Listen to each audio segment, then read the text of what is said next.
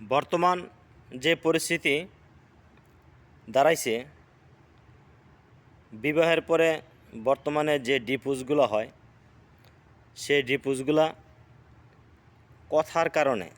কথার পেচের কারণে সংসার ডিভোর্স হয়।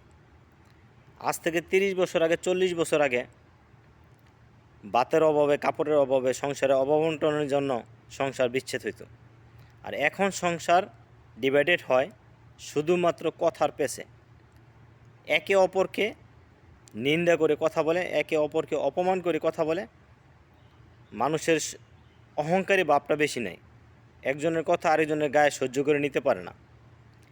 10 টাকা ওজনের মানুষ 100 টাকা ওজনের কথা বলে, যেটা না পারে মানুষ সেটাও বলে ফেলে। মানুষকে, আত্মীয় স্বজনকে অপমান অপদস্থ করে।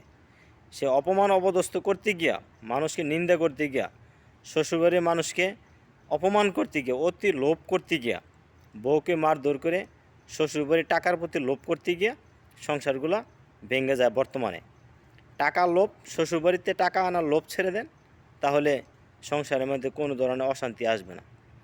যে টাকা ইনকাম করেন সেই টাকা নিয়ে অধিক বিলাসিতা করার প্রয়োজন নাই। সাময়িক সীমিত বিলাসিতা করার চেষ্টা করবেন, ধার্মিকভাবে চলার চেষ্টা করবেন, সংসারে কোনো অভাব আসবে না।